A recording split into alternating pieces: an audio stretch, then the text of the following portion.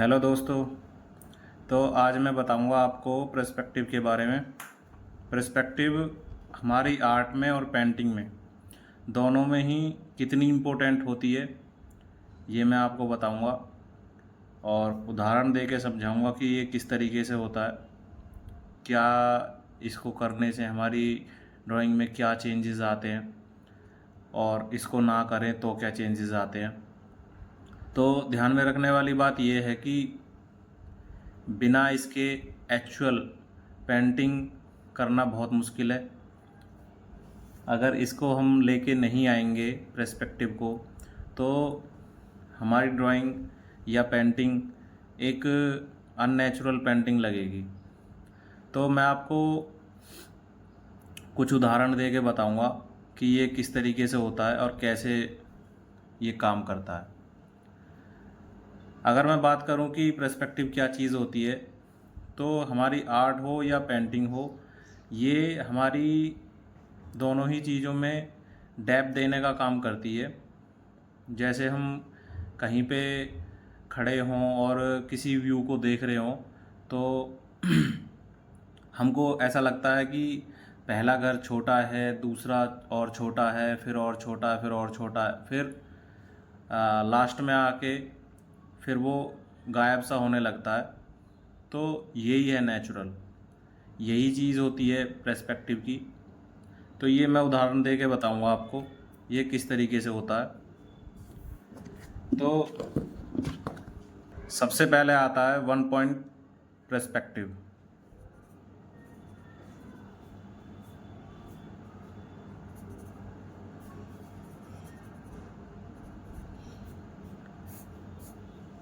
तो मैं इसको उदाहरण दे के समझाता हूँ। ये एक हॉरिजॉन्टल लाइन है। मान लीजिए यहाँ पे एक घर है।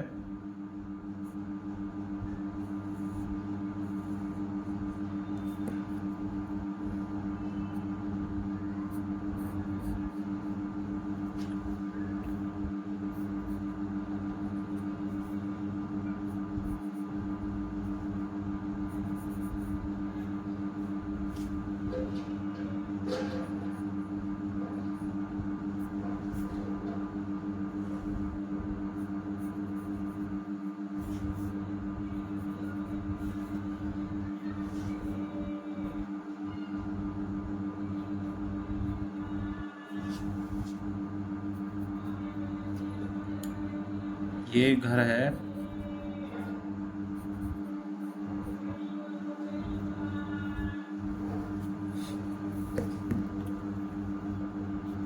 इस लाइन को मैं थोड़ा सा ऊपर बना लेता हूँ, थोड़ा अच्छा समझ में आएगा।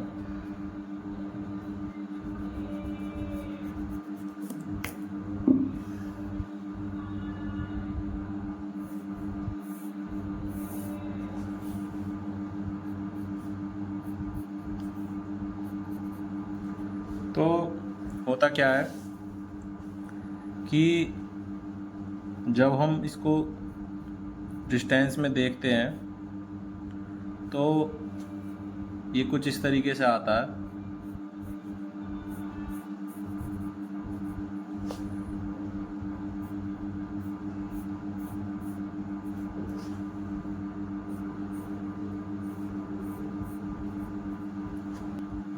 तो जो हमारा ये वाला पॉइंट है, ये है वेनिशिंग पॉइंट।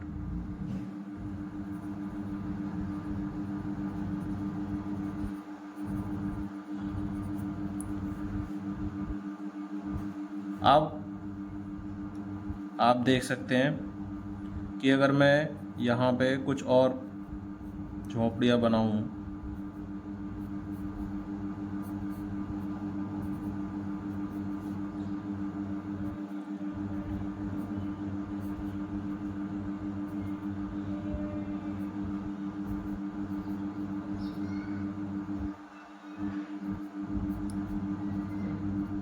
तो ये देख सकते हैं आप किस तरीके से ये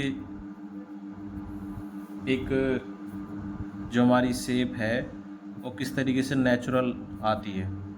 ये आप देख रहे होंगे ये बिल्कुल छोटा होता जा रहा है। जितना जितना हम दूर जाएंगे उतना ये छोटा होता चला जाएगा। और यही जो पैटर्न है, यही हमारी ड्राइंग को पर्सपेक्टिव से फुल, यही हमारी आर्ट और पेंटिंग को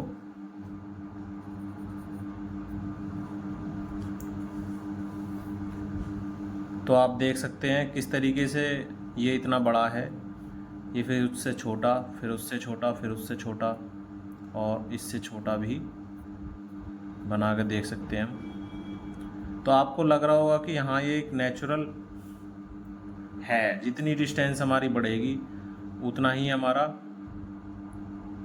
ये छोटे से छोटा होता चला जाएगा। जितना हमारा वेनिशिंग पॉइंट दूर होगा उतना ही हमारा व्यू बहुत दूरी तय करेगा। तो ये एहसास दिलाता है कि हमारी जो पर्सपेक्टिव है वो कितनी इम्पोर्टेंट है। अगर ये ना हो तो कुछ इस तरीके से हो जाएगा कि ये भी बड़ा है, वो भी बड़ा है, ये भी बड़ा है, तो ये अननेचुरल लगेगा। मैं एक यहाँ पे एक बहुत अच्छा उदाहरण है जो रेल की पटरियाँ हैं वो दिखाता हूँ। जब आप रेल की पटरियों पर खड़े होते हैं तो आपको लगेगा कि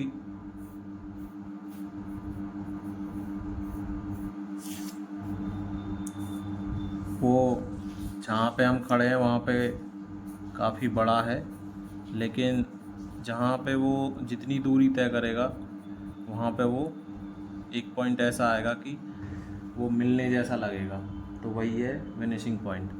इसकी वजह से ही हमें दूरी महसूस होती है। तो ये कुछ इस तरीके से है। यहाँ पे कुछ उदाहरण और जोड़ सकते हैं हम, जैसे खंबे की ट्यूबलाइट,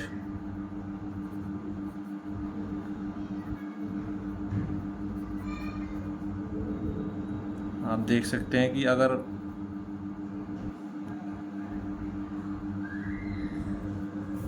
खंबे की ट्यूबलाइट भी जैसे जैसे हम पीछे जा रहे हैं ऐसे ऐसे ये छोटी होती जा रही हैं। अगर हम खंबे की ट्यूबलाइट को जितना बड़ा ये है अगर उतना ही बड़ा यहाँ पे बना दें तो वो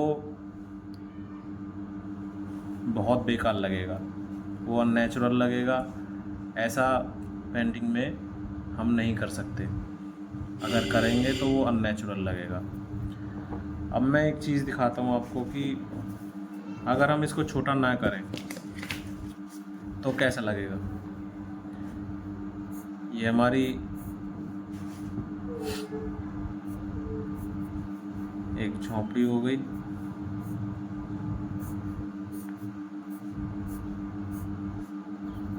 मान लीजिए आप कहीं दूरी पे इतनी ही बड़ी झोंपड़ी एक और बना दें तो वो क्या लगेगा, वो अननेचुरल लगेगा। मान लीजिए यहाँ पे एक बना दें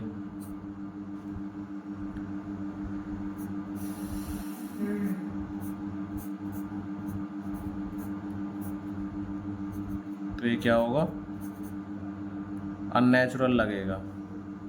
वो दूरी को डिफाइन नहीं कर पाएगा, जिसकी वजह से हमें पेंटिंग ऐसे लगेगी जैसे बहुत ज़्यादा बेकार। तो जो हमारा पर्सपेक्टिव है वो हमारी पेंटिंग में एक लुक देता है। इसके बिना हम डिस्टेंस को, हमें डिस्टेंस नहीं मिल सकती। दूसरा आता है हमारा, एक ये हो गया जो कि एक पॉइंट पे मिला। दूसरा मैं बताता हूँ,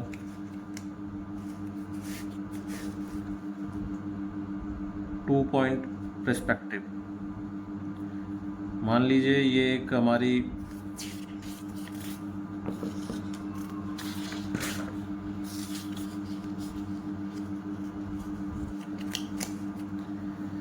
ये एक हमारी झोंपड़ी है।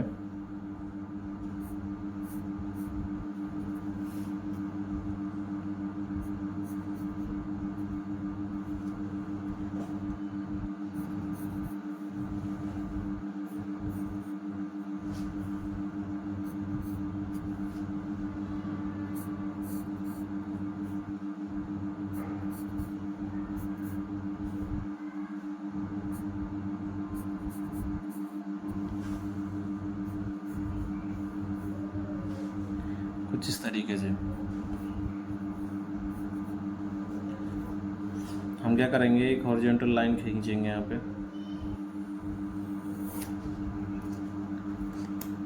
और इन पॉइंटों को मिलाएंगे।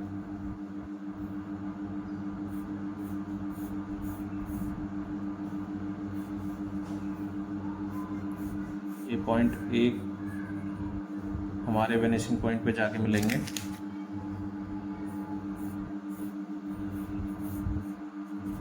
कुछ इस तरह से।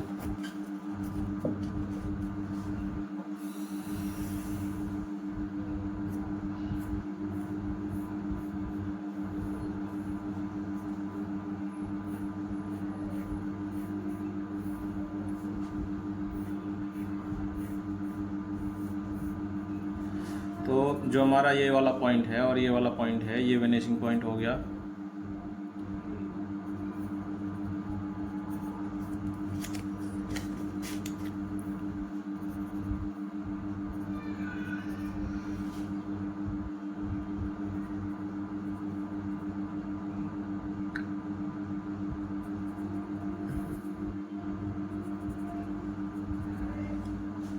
ये हमारी हॉरिजॉन्टल लाइन है।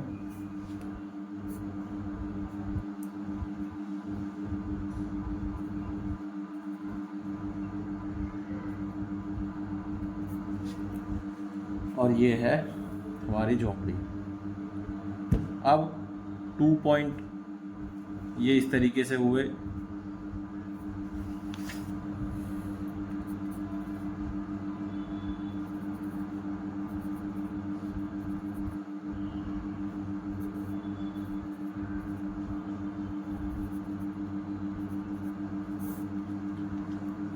तो अगर मैं यहाँ पे देखिए इस तरीके से मैं डिफ़ाइन करूँ, अगर मैं यहाँ पे झोंपड़ी बनाऊँ,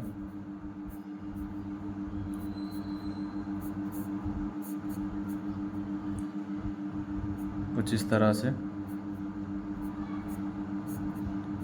ये देखिए आपको महसूस हो रही होगी छोटी छोटी होती जा रही है,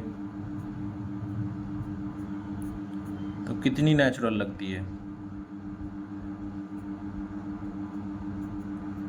आप ऐसे ही बस उल्टा सीधा भी बनाएंगे और पर्सपेक्टिव को डालेंगे, तब भी वो बहुत अच्छी लगेगी।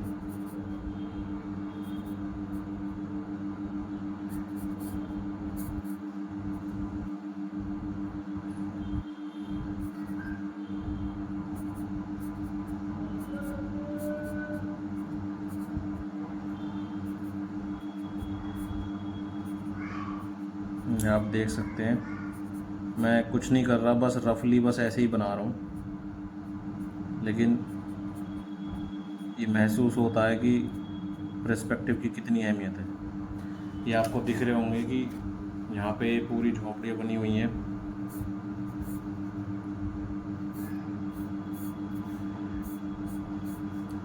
कुछ इस तरह से।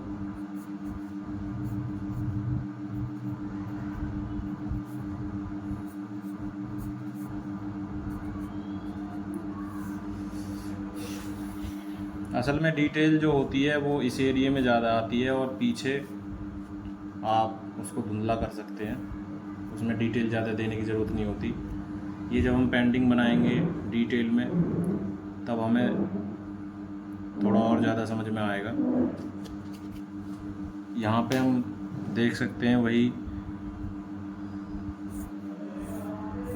ट्रेन की पटरियाँ।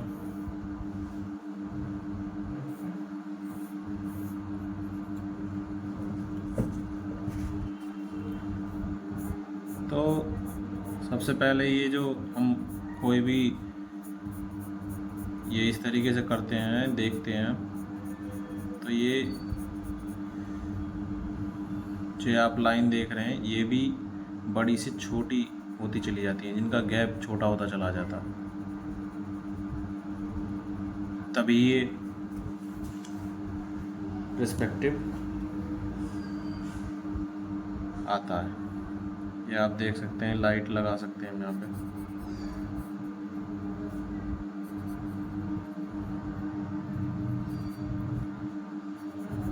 बस इतना ही समझने के तौर पे। तो इसकी बहुत इम्पोर्टेंट होती है। आप बस ऐसे ही बना देंगे और लगेगा कि हाँ ये एक्चुअल है।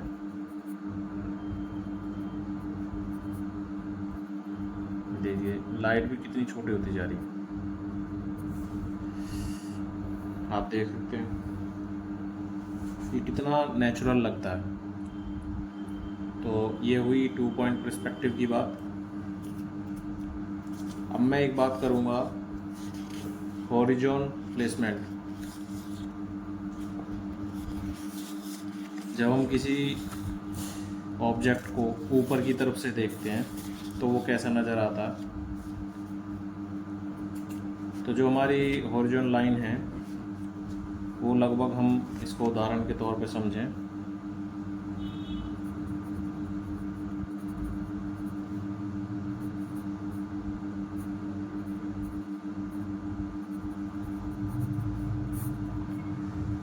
तो मान लीजिए हमारी एक हॉरिजॉन्टल लाइन यहाँ पे है,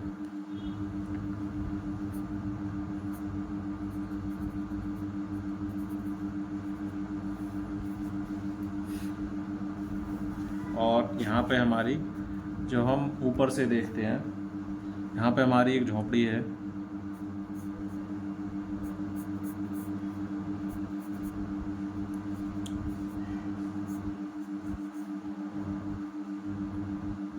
कुछ इस तरीके से बना लेंगे इसे, ज़्यादा डिटेल देने की ज़रूरत नहीं है, बस मैं ऐसे ही समझा रहा हूँ।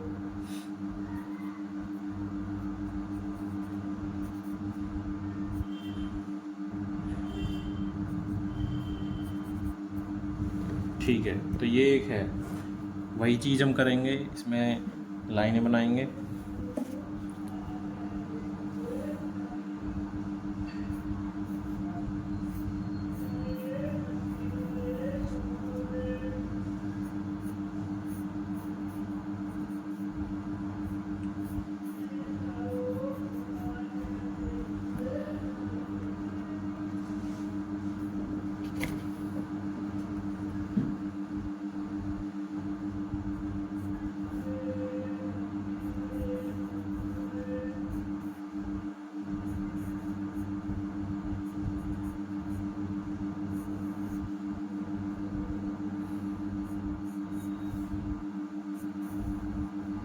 कुछ इस तरीके से, मैं स्केल यूज़ नहीं कर रहा, बस ऐसे ही मोटा मोटा बना के दिखा रहा हूँ, कुछ इस तरीके से। वही अगर हम इसमें और ऐड करेंगे थोड़े थोड़े,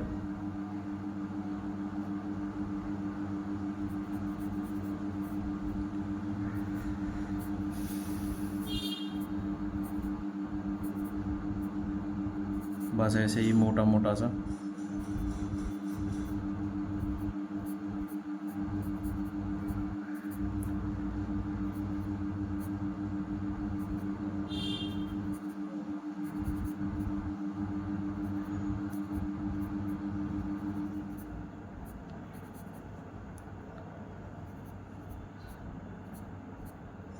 इतना काफ़ी है।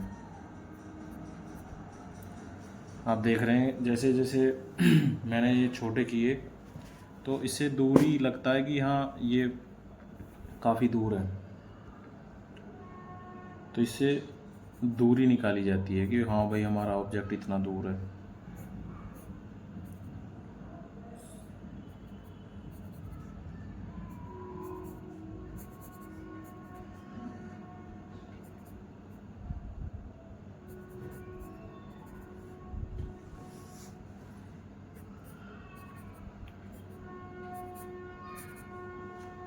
ये एक लाइन बनानी में भूल गया।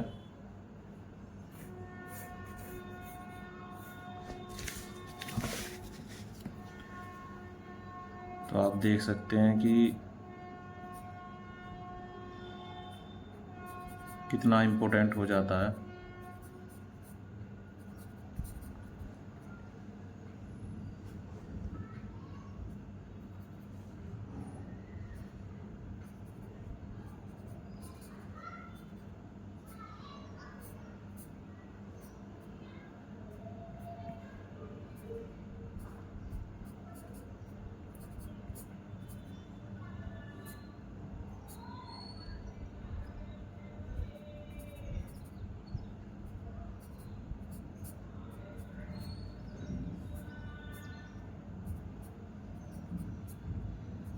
मैं कुछ नहीं कर रहा, बस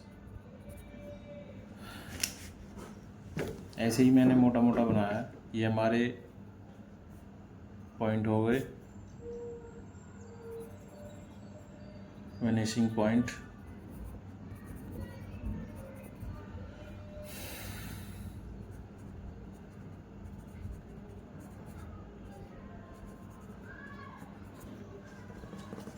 आप देख सकते हैं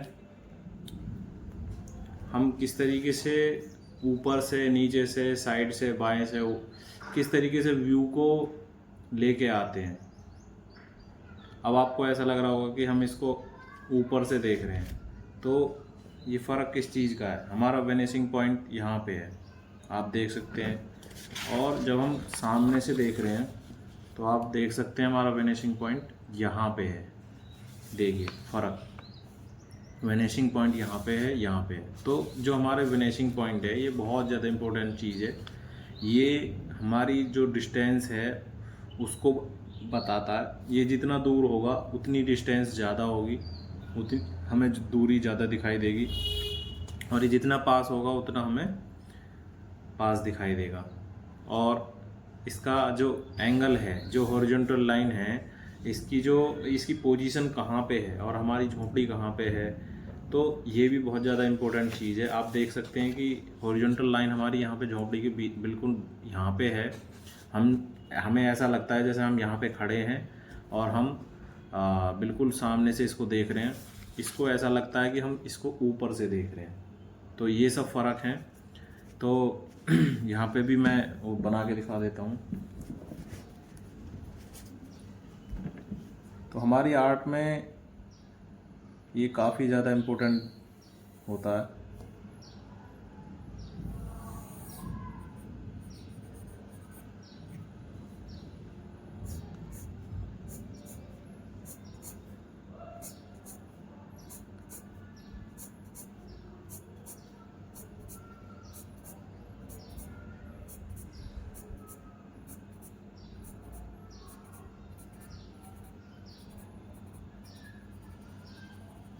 इस तरह से यहाँ पे भी मैं लाइट को दिखा देता हूँ।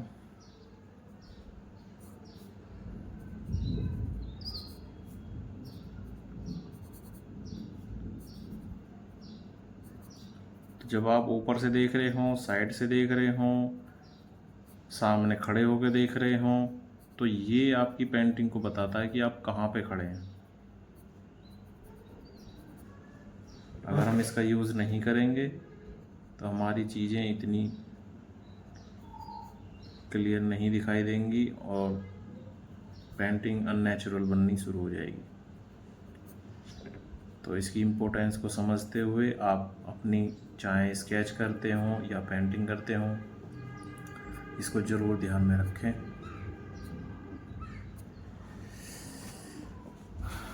तो